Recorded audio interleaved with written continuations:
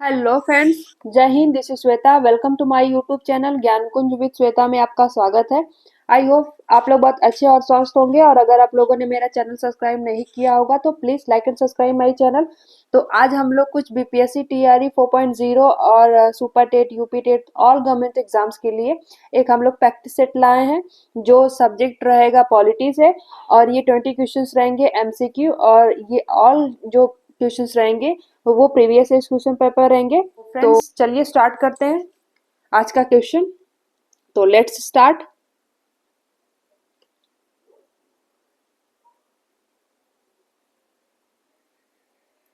तो देखिए आज का क्वेश्चन। संविधान सभा, एक मिनट, संविधान सभा का गठन किसके तहत किया गया था? ओके, जो संविधान सभा है उसका गठन जो है वो किसके तहत किया गया था? ठीक है फ्रेंड्स, चलिए ऑप्शन पढ़ लेते हैं। ऑप्शन ए है कैबिनेट मिशन योजना, ऑप्शन बी है माउंट बेटन योजना, ऑप्शन सी है भारतीय स्वतंत्रता अधिनियम 1947, और ऑप्शन डी है क्रिप्स मिशन। ठीक है फ्रेंड्स, तो देखिए इसका आंसर क्या होगा फ्रेंड। प्लीज आप लोग कमेंट बॉक्स में कमेंट करके बताइएगा इसका राइट आंसर क्या होगा। जो संविधान सभा का गठन है वो किसके तहत किया गया था फ्रेंड? देखिए फ्रेंड, ये क्वेश्चन जो है यूपीएससी में आया हुआ है 2015 में। तो ये जितने भी क्वेश्चन होंगे वो प्रीवियस ईयर क्वेश्चन पेपर है फ्रेंड। तो इसका आप लोग प्लीज ध्यान रखिएगा। ये बहुत अच्छे क्वेश्चन आप लोगों के एग्जाम के लिए यूजफुल है। तो चलिए इसका आंसर क्या होगा। तो देखिए मैं बताती हूँ। जो इसका राइट आंसर होगा फ्रेंड वो ऑप्शन ए राइट होगा, कैबिनेट मिशन योजना। देखिए जो कैबिनेट मिशन योजना थी वो नवंबर 1946 में स्टार्ट किया गया था। और जो गठन है वो भारत जो है जो भारत का जो संविधान है वो बनाने के लिए किया गया था। तो ठीक है फ्रेंड्स, आई होप कि आप लोग को समझ में आया होगा। और देखिए ये जो माउंट बेटन योजना है ये भारत की आज़ादी के लिए बनाया गया था। और ये आखिरी खाका था जो 3 जून को ये 1947 में पेश किया गया था लॉर्ड माउंट बेटन के द्वारा। ठीक है फ्रेंड, और ये जो योजना थी उसमें क्या था कि ये एक जो भारत और पाकिस्तान में बांटने के लिए इस योजना को बनाया गया था।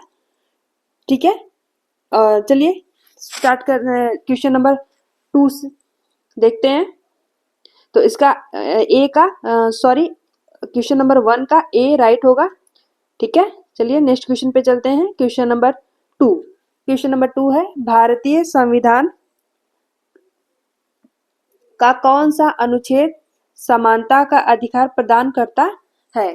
ठीक है, तो अनुच्छेद जो है समानता का अधिकार, देखिए जो हमारा अधिकार है वो होता है।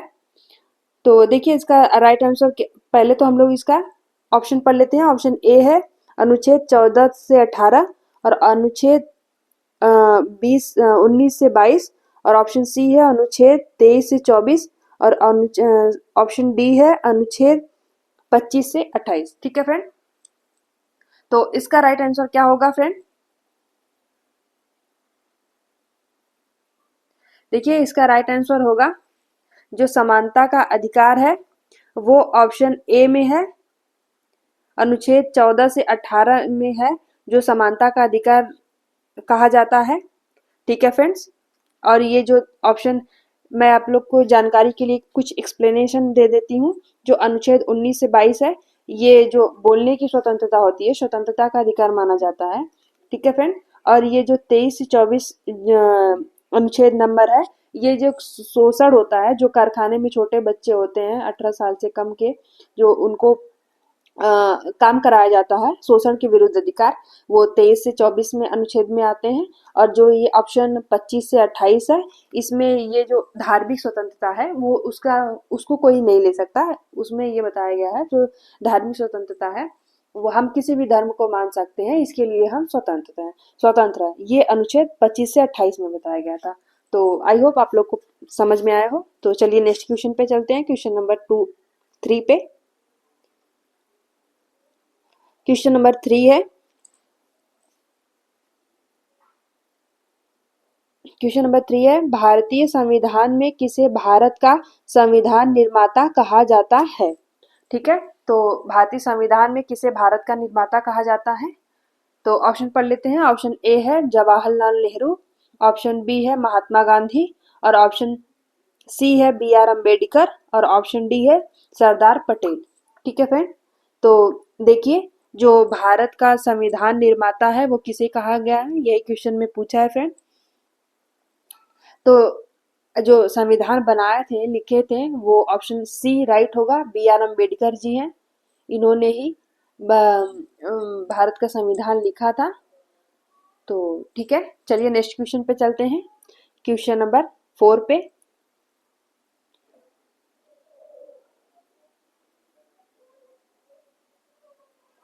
क्वेश्चन नंबर 4 है, संविधान में मौलिक कर्तव्यों को कब जोड़ा गया था। ठीक है, जो मौलिक कर्तव्य हैं वो संविधान में कब जोड़ा गया था। तो चलिए ऑप्शन पढ़ लेते हैं। ऑप्शन ए है 42वां संशोधन 1976 में और ऑप्शन बी है 44वां संशोधन 1978 में और ऑप्शन सी है 73वां संशोधन 1992 सॉरी, और ऑप्शन डी है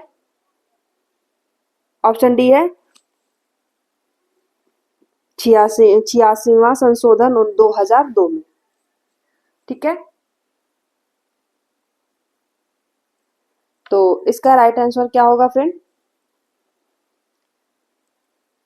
जो मौलिक कर्तव्य को कब जोड़ा गया था। ठीक है, आप लोगों को मैं 10 सेकंड का टाइमिंग दे रही हूँ, आप लोग हर क्वेश्चन में तो बताइएगा, क्योंकि मैं ज़्यादा टाइमिंग नहीं दे सकती। आप लोग का जो टाइमिंग मैनेजमेंट है एग्जाम में वो सही नहीं होगा, उसकी प्रैक्टिस नहीं हो पाएगी।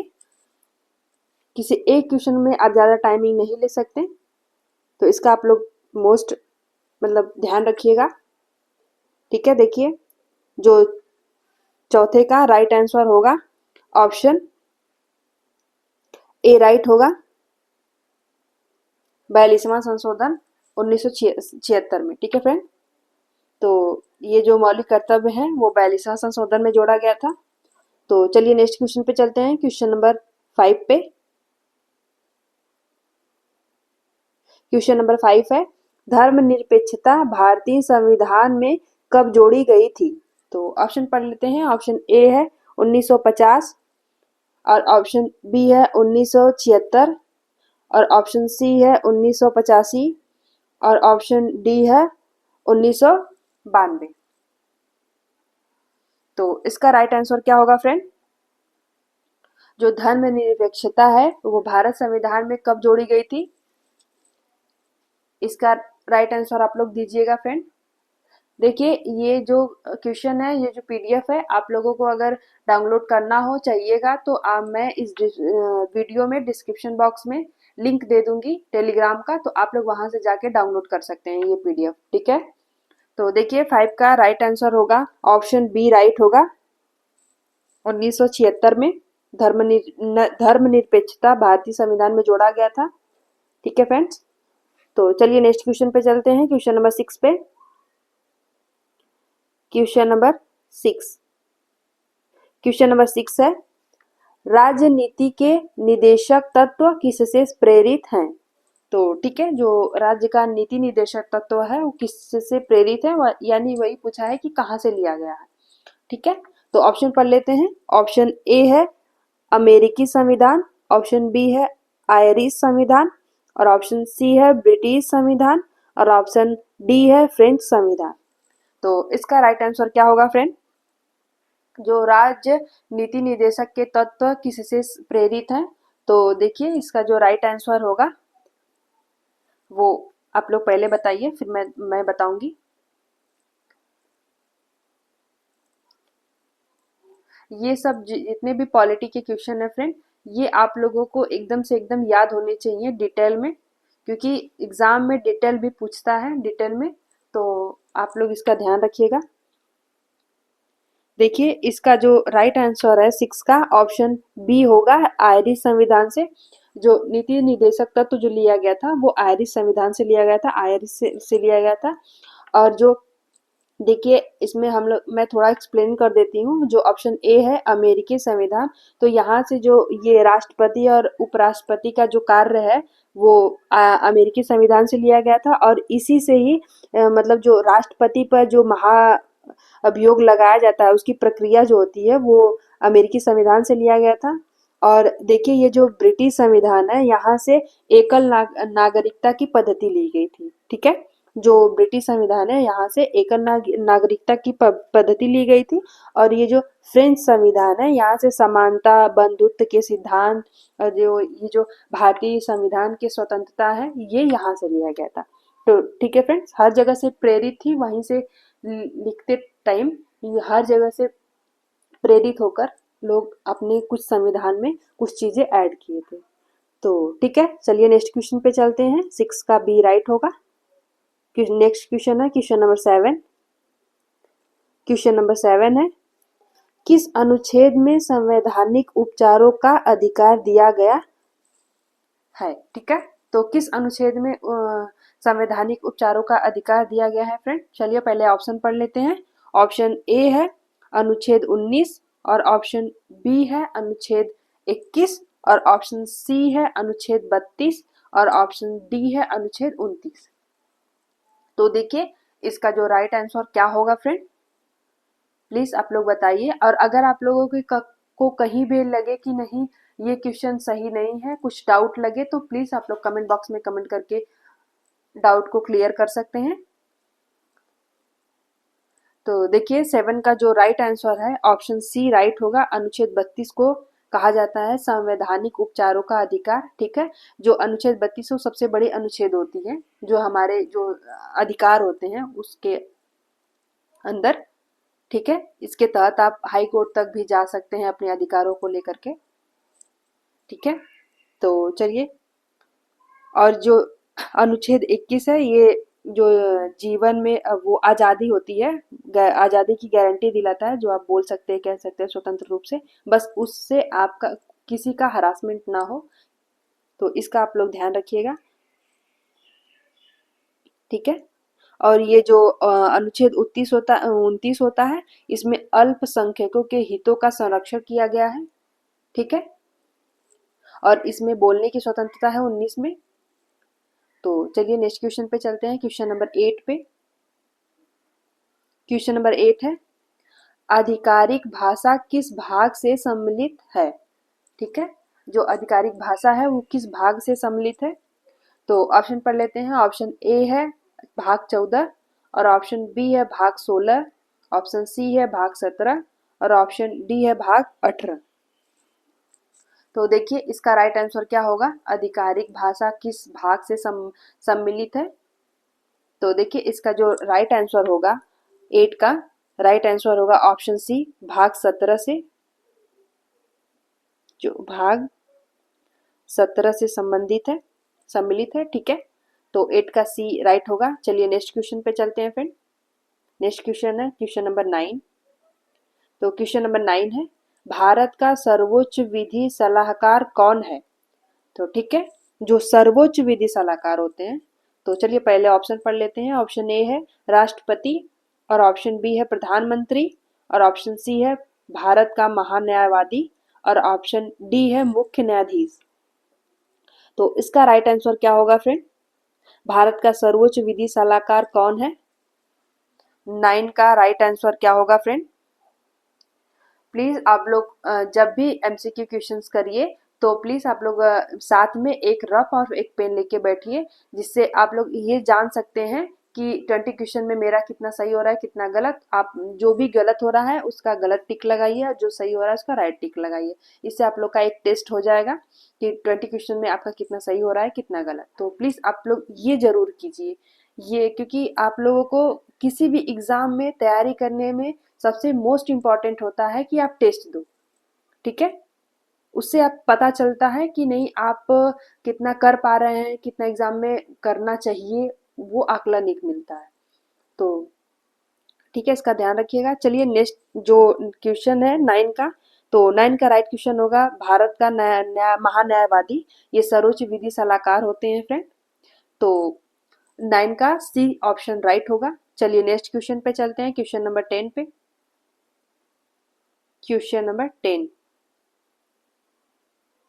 ठीक है। भारत में वित्त आयोग का गठन कितने वर्षों के बाद किया जाता है? तो ऑप्शन है कि भारत में, ऑप्शन क्वेश्चन जो है, भारत में वित्त आयोग का गठन कितने वर्षों के बाद किया जाता है? तो ऑप्शन पढ़ लेते हैं। ऑप्शन ए है 3 वर्ष, और ऑप्शन बी है 5 वर्ष, ऑप्शन सी है 7 वर्ष, और ऑप्शन डी है 10 वर्ष। ठीक है फ्रेंड, तो इसका जो राइट आंसर होगा, भारत में वित्त आयोग का गठन कितने वर्षों के बाद किया जाता है, तो जो इसका राइट आंसर होगा, राइट होगा ऑप्शन बी, ऑप्शन राइट होगा, 5 वर्षों के बाद किया जाता है वित्त आयोग का गठन। तो ठीक है, चलिए नेक्स्ट क्वेश्चन पे चलते हैं, क्वेश्चन नंबर 11 पे। क्वेश्चन नंबर 11, ठीक है फ्रेंड। राज्यपाल को पद से हटाने का अधिकार किसके पास होता है? ठीक है, जो राज्यपाल हैं इनको हटाने का अधिकार किसके पास होता है? तो ऑप्शन पढ़ लेते हैं। ऑप्शन ए है प्रधानमंत्री, और ऑप्शन बी है राष्ट्रपति, और ऑप्शन सी है सुप्रीम कोर्ट, और ऑप्शन डी है संसद। तो जो राज्यपाल को पद से हटाने का अधिकार किसके पास होता है फ्रेंड? तो देखिए, इनको हटाने का जो अधिकार है वो पहले आप लोग बता दीजिए, फिर मैं बताती हूँ। जिसको पता है तो प्लीज आप लोग कमेंट करिए, इससे ये आप लोग को पता चलेगा कि नहीं मैं ये सही है मेरा क्वेश्चन की नहीं है। तो देखिए 11 का राइट आंसर होगा ऑप्शन बी, राष्ट्रपति को है। राज्यपाल को उनके पद से हटाने का जो अधिकार है वो राष्ट्रपति को पूरी तरह से प्राप्त होता है। ठीक है फ्रेंड्स, तो चलिए नेक्स्ट क्वेश्चन पे चलते हैं, क्वेश्चन नंबर 12।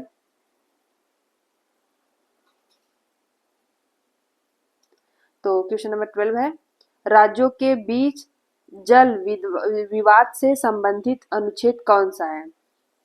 ठीक है, जो राज्यों के बीच है वो जल विवाद से संबंधित अनुच्छेद कौन सा है?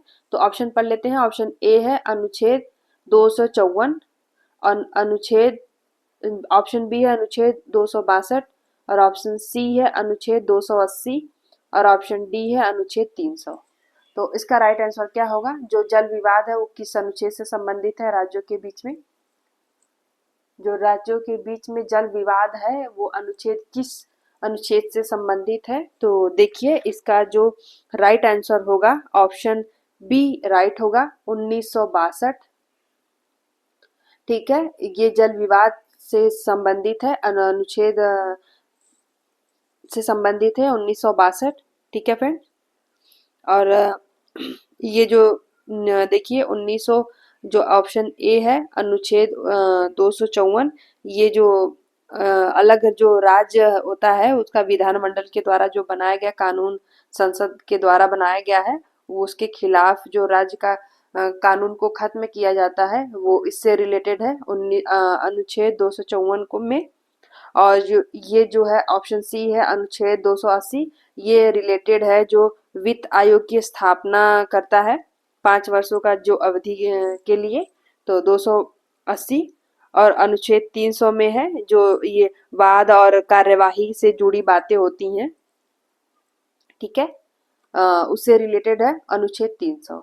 ठीक है, आई होप कि आप लोग को समझ में आया हो। चलिए नेक्स्ट क्वेश्चन पे चलते हैं, क्वेश्चन नंबर 13 पे। क्वेश्चन नंबर 13 है, पंचायती राज व्यवस्था को भारतीय संविधान के किस भाग में शामिल किया गया है? तो चलिए ऑप्शन पढ़ लेते हैं। ऑप्शन ए है भाग 7, ऑप्शन बी है भाग 9, ऑप्शन सी है भाग 11, और ऑप्शन डी है भाग 12। तो इसका राइट आंसर क्या होगा फ्रेंड? इसका राइट आंसर क्या होगा फ्रेंड? इसका राइट आंसर क्या होगा फ्रेंड? देखिए 13 का जो राइट आंसर होगा ऑप्शन बी राइट होगा। भाग 9 में पंचायती राज व्यवस्था को भारतीय संविधान में शामिल किया गया था, तो ऑप्शन बी राइट होगा। चलिए नेक्स्ट क्वेश्चन पे चलते हैं, क्वेश्चन नंबर 14 पे।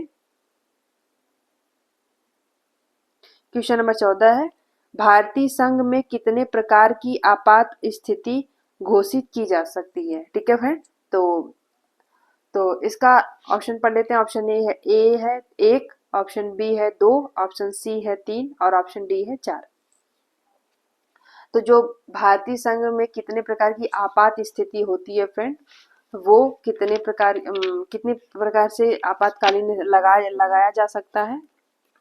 तो देखिए इसका जो राइट आंसर होगा ऑप्शन सी राइट होगा, 3 प्रकार से लगाया जाता है।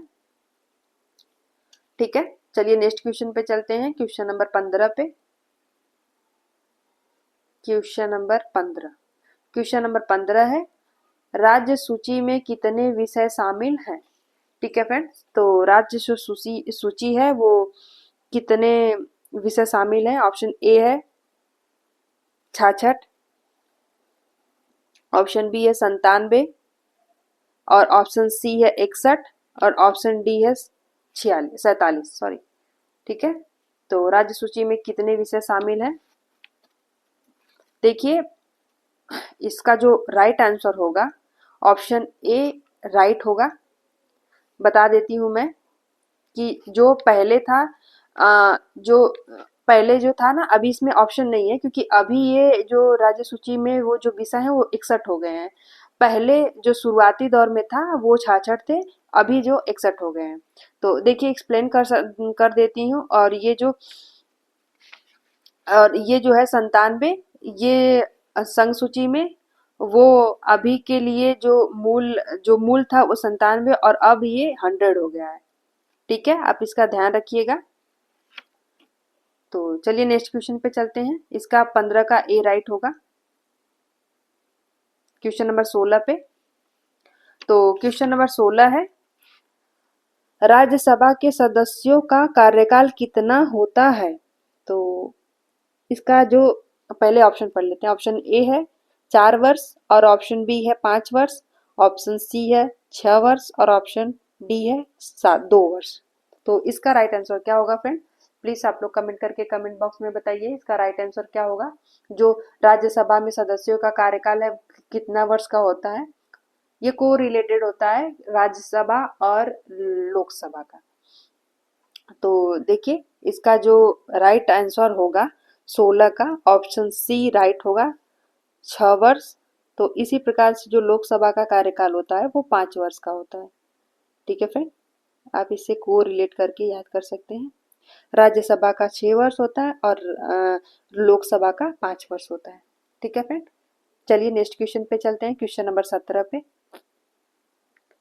क्वेश्चन नंबर 17 है, लोकसभा के स्पीकर का पद खाली होने पर कौन कार्य करता है।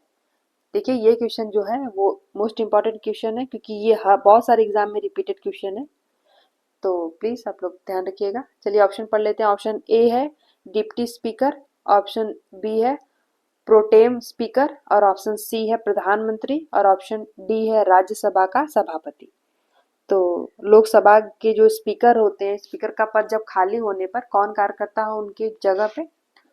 तो इसका राइट आंसर क्या होगा फ्रेंड, क्वेश्चन नंबर 17 का राइट आंसर क्या होगा।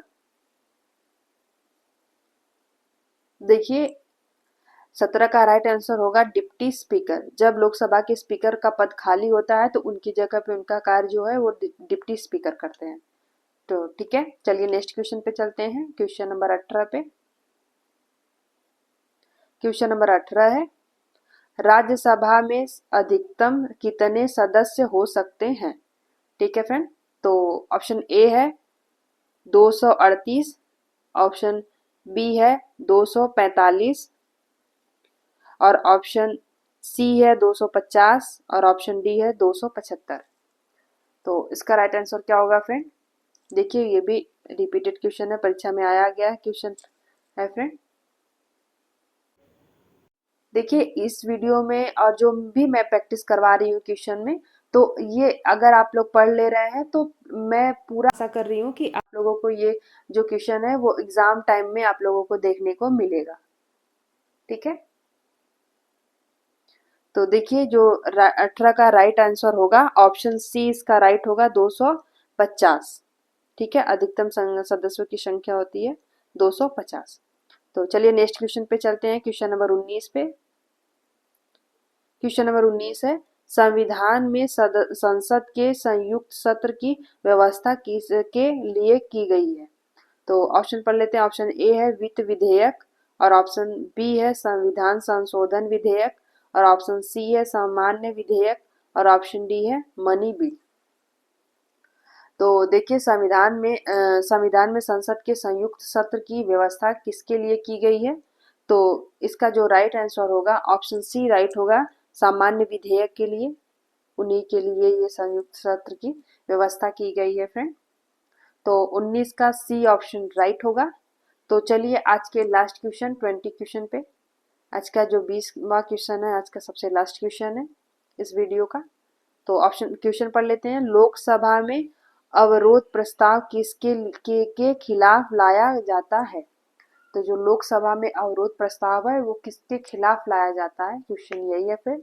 तो ऑप्शन पढ़ लेते हैं। ऑप्शन ए है राष्ट्रपति, और ऑप्शन बी है उपराष्ट्रपति, और ऑप्शन सी है मंत्रिपरिषद, और ऑप्शन डी है राज्यसभा। तो इसका राइट आंसर क्या होगा फ्रेंड? लोकसभा में अवरोध प्रस्ताव किसके खिलाफ लाया जाता है? तो प्लीज आप लोग भी बताइए इसका राइट आंसर क्या होगा, किसके खिलाफ अवरोध प्रस्ताव लाया जाता है लोकसभा में फ्रेंड? क्वेश्चन यही है। तो देखिए, जो लोकसभा में अवरोध प्रस्ताव है वो जो ये मंत्री परिषद है इन्हीं के खिलाफ लाया जाता है। ऑप्शन सी राइट होगा, 20 का ऑप्शन सी राइट होगा क्वेश्चन का। तो ठीक है फ्रेंड्स, चलिए देखिए, ये जो है इसका स्क्रीनशॉट कर सकते हैं, ये क्वेश्चन का आंसर है, मैं आप लोग को दिखा दे रही हूँ। और अगर आप लोगों को ये पीडीएफ चाहिए तो आप लोग इस डिस्क्रिप्शन बॉक्स में मैं लिंक दे दूंगी इस वीडियो के, तो आप लोग वहां से जाके टेलीग्राम चैनल पे आप लोग मेरा ये पीडीएफ जो है वो डाउनलोड कर सकते हैं। तो फ्रेंड देखिए, आप लोग अपना ध्यान रखिए, स्वस्थ रहिए, और अगर आप लोगों को मेरा वीडियो अच्छा लगा होगा और यूजफुल लगा होगा तो please like and subscribe my channel, और अच्छे से कमेंट करिए, और आप लोग कोई सुझाव दे सकते हैं। तो चलिए इस वीडियो को यही समाप्त करते हैं, मिलते हैं नेक्स्ट वीडियो में नेक्स्ट टॉपिक के साथ। और मैं डेली ही प्रैक्टिस सेट करवाती रहती हूँ, तो प्लीज़ फॉलो करिएगा मेरे प्लेलिस्ट को, आप लोग चेक करिएगा एक बार। तो चलिए अपना लोग ध्यान रखिए और स्टडी करते रहिए फ्रेंड। ठीक है, जय हिंद, थैंक यू।